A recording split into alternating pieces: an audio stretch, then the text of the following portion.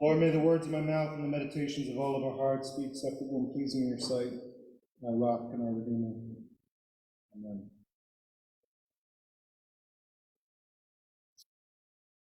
Today, thankfully, we don't have to contend with particularly troublesome texts like we did last week with the Canaanite woman. Well, not too troublesome. There's the bit in this Matthew about the loosing and the binding, but I'm going to leave that for 3 years. We'll come back to that in the lectionary.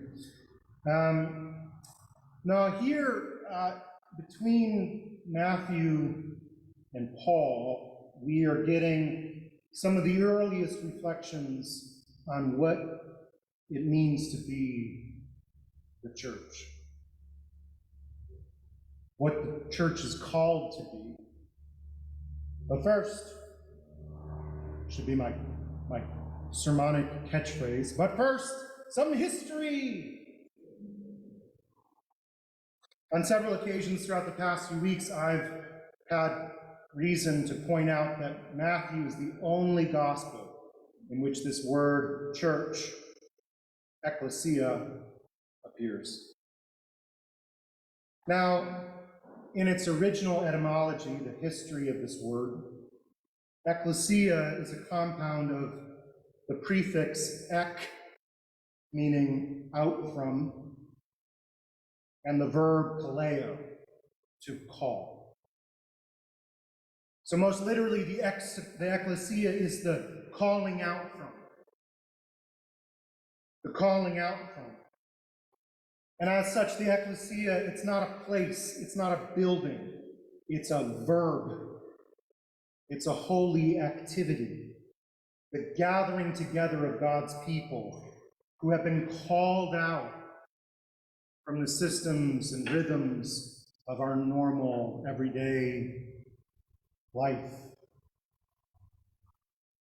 Nowadays, we traditionally translate this word as assembly, which then later becomes church. But assembly, that's pretty good. But I think there's something powerful to be said about keeping it a verb. The assembling. Sure, there's a joke in here somewhere about Marvel's Avengers, but we'll just leave it. But it's important to note that Christians didn't invent this word. It already existed in the Greco-Roman world, particularly coming out of the Greek states, and it referred to political assemblies of citizens. In particular, the periodic meeting of the Athenian citizens for conducting public business and for considering affairs proposed by the council. Ecclesia, a political assembly for conducting public business. I want to tell you that. I think it's important because from the very outset, this assembling of Jesus' disciples and the followers and the spreading of this gospel message had political overtones. Not the politics that we have today, right? But it's important to understand this because this is fundamentally the core reason why the early church was persecuted. They weren't just a group of people getting together to sing praise to God. There's something about the praise that they are singing that looks and sounds dangerous to the Roman Empire. And this is precisely why Jesus himself was executed as a traitor and a rebel. And I know we haven't gotten to chapter 27 of Matthew yet, but I'm sure, we've all been in the church. I know everyone here, we've all been in the church long enough that you can probably recall how it is that Pontius Pilate questioned Jesus near the end. The governor asked him, "Are you the king of the Jews?" And Jesus said, "You say so," which is not a denial. It's not exactly an affirmation, but it's not a denial. Are you the king of the Jews? You say so. And then later, Pilate asked the crowd, "Whom do you want me to release, Barabbas or this Jesus, who is called the Messiah?" The title Messiah comes from the Hebrew Mashiach, literally meaning anointed or the anointed one. Anointed with what? Anointed with oil. Do you recall our call to worship last week? I know that's a hard ask. It's okay. It was from Psalm 133. How very good and pleasant it is when kindred live together in unity. It is like the precious oil on the head, running down upon the beard of Aaron, running down over the collar of his robes. It is like the dew of Hermon, which falls on the mountain of Zion. For there the Lord ordained his blessing, life forevermore. The anointing of the oil that runs down and covers over the head and the beard and the robes, is the blessing of God and the promise of life forevermore. To be anointed in this way in the Hebrew tradition is to be ordained, to be selected, to be given God's blessing, and in particular in this case, to be set aside as a prophet and a king. That's what the Messiah means. And it comes from this gospel promise that God will send a deliverer, that God will send a king and a leader and a prophet who will bring Israel out from under the yoke of imperial oppression.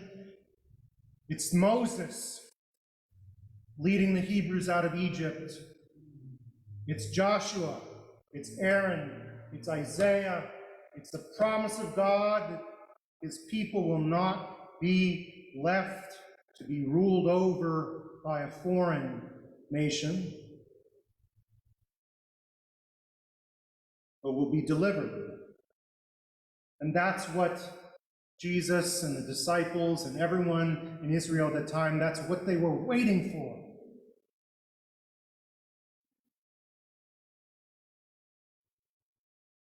And that's why in the opening of Matthew's gospel, he finds it so important to ground this whole story in a claim, a proclamation that Jesus, son of Mary and Joseph,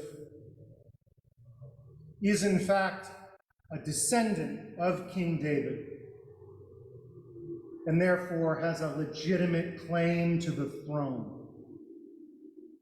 Matthew 1:1. An account of the genealogy of Jesus, the Messiah, son of David, the son of Abraham. It'd be crazy to read further, right?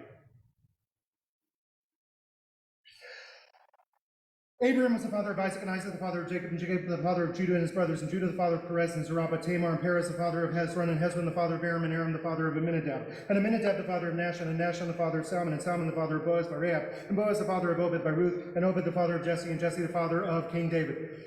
And after the deportation of Babylon, Jeconiah was the father of Salathiel, and Salathiel the father of Zerubbabel, and Zerubbabel the father of Abiud, and Abiud the father of Azor, and Azor the father of Zadok, and Zadok the father of Achim, and Achim the father of Eliud, and Eliud the father of Eleazar, and Eleazar the father of Mathan, and Mathan the father of Jacob, and Jacob the father of Joseph, the husband of Mary, of whom Jesus was born, who is called the Messiah.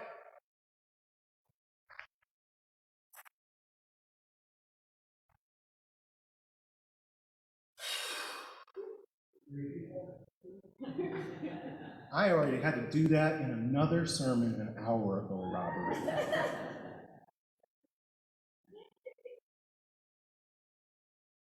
I tell you this at great length and vocal distress,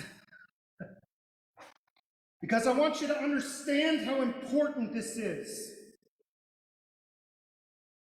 I want you to understand how big of a deal this is, how momentous, shocking, earth-shaking it was in Caesarea Philippi, a city named after Caesar,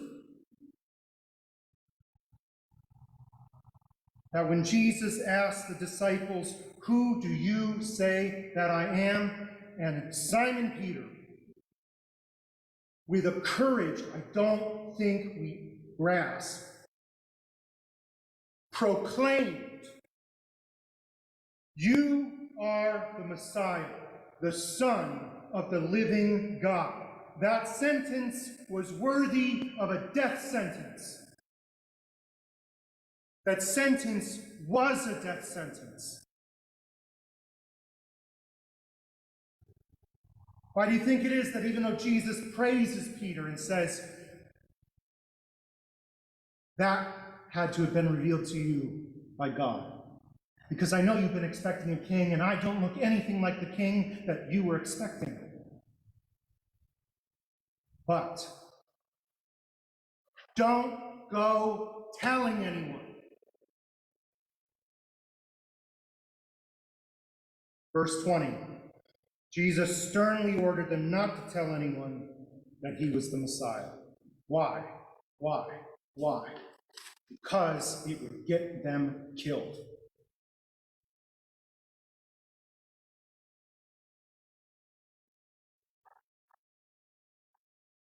At the close of his mortal life, after this Roman governor Pilate had questioned him, "Are you the king of the Jews?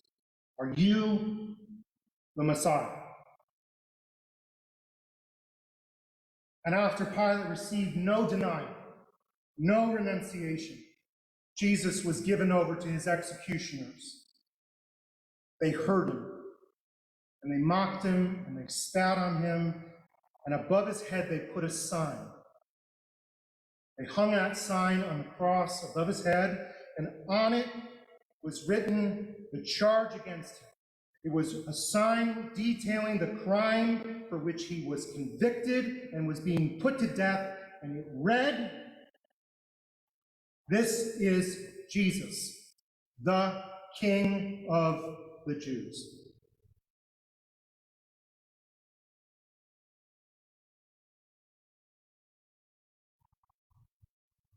Nearly 2,000 years ago, Jesus of Nazareth, prophet, teacher, healer, son of Mary, son of Joseph, son of man, and son of God, was crucified by the Roman Empire on the charge of claiming to be king.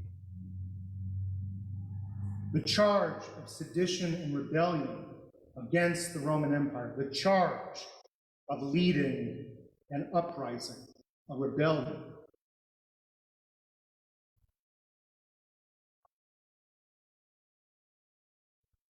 This gospel thing is about love. Oh, yeah. But it is not a friend of empire.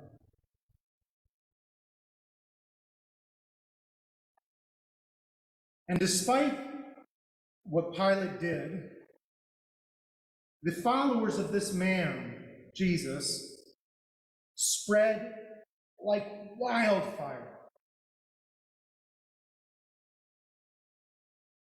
all throughout the Mediterranean world. These assemblies started cropping up, these secret gatherings where people would speak about this kingdom of heaven thing.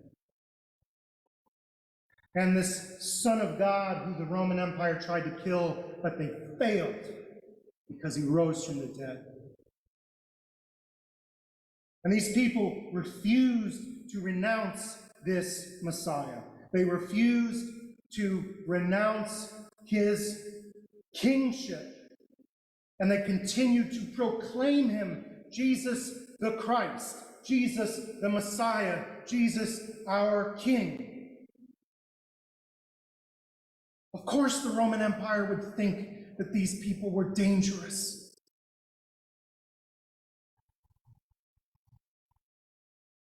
But the Romans fundamentally missed the point. As so many throughout the last 2,000 years have missed the point, as so many even within our own church continue to miss the point of this Jesus whom we proclaim to be King. Because the proclamation that Jesus of Nazareth was and is the Messiah is not a declaration of war. It's a proclamation of peace.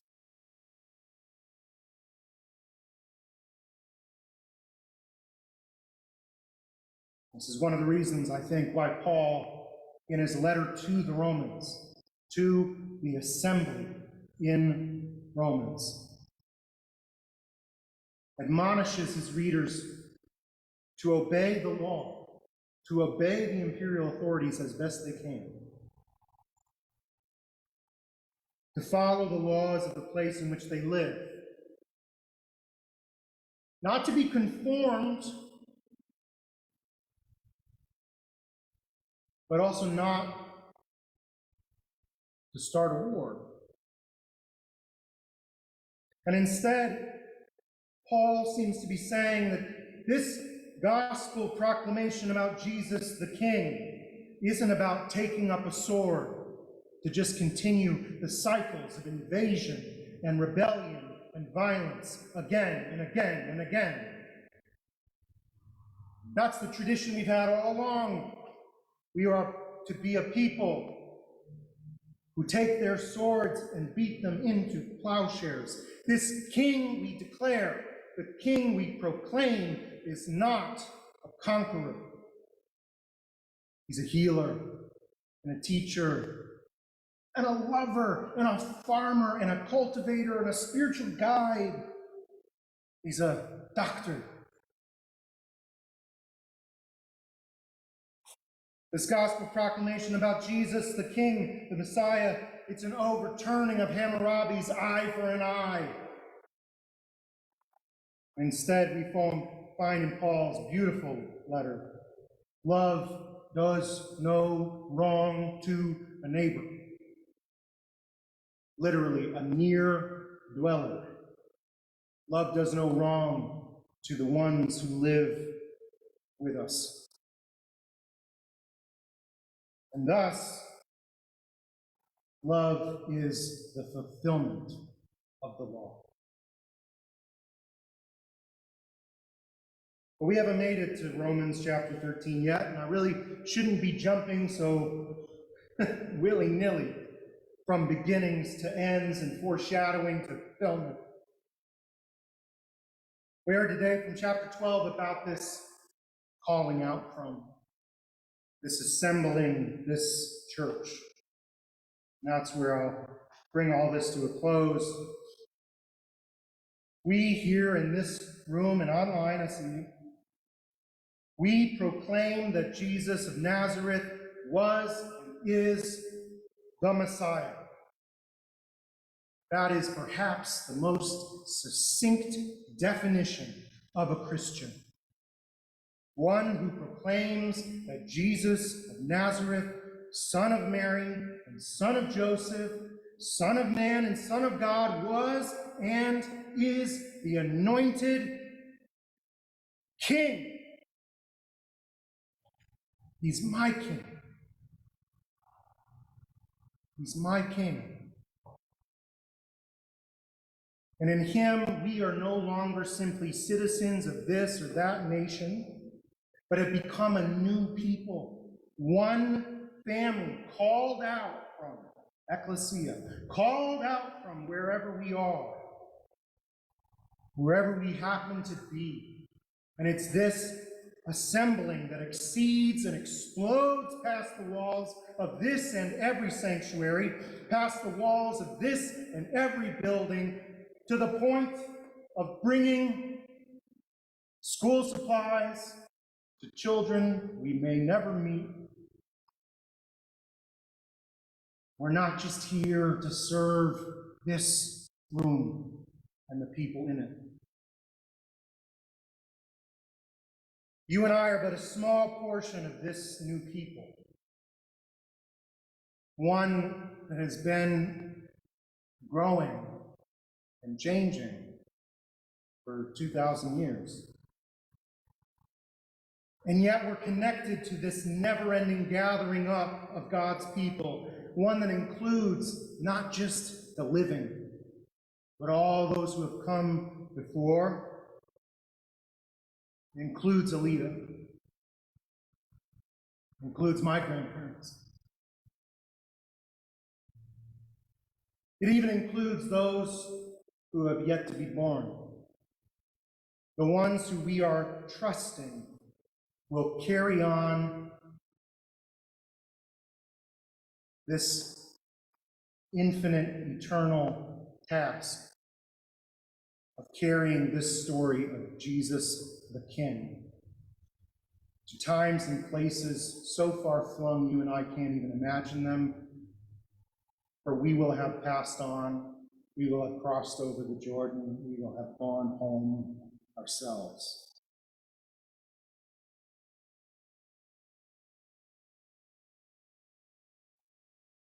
To make my obligatory Methodist claim, that's connectionalism. That's connectionalism. And so, imitating the courage of Peter, we too must proclaim that Jesus is the Messiah, the Son of the living God. And in doing so, I put to you, we are also proclaiming an end to violence. We are proclaiming an end to any more crucifixions, to the point of taking up the cross ourselves so that others might live, because that's what my King did. And if I'm going to claim him as my King, and I'm going to claim to be his servant, then that's what I got to do too. We're able to do it because we are trusting in the promise of resurrection. Are we yet a resurrection people? My God, I hope that we can be a resurrection people.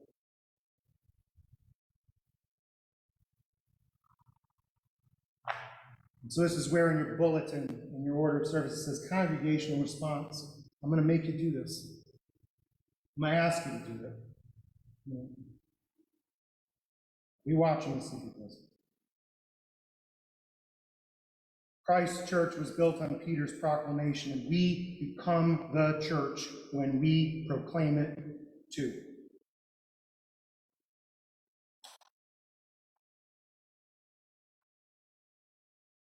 Who do you say that Jesus is? And this is what you're going to say, I hope. He is the Messiah, the Son of the living God. Ardsley, who do you say that Jesus is? Messiah, the Son of the living God. Yeah, you can't just rely on me to hold it. This is your proclamation. I've made mine. This is your proclamation. Ardsley, who do you say that Jesus is?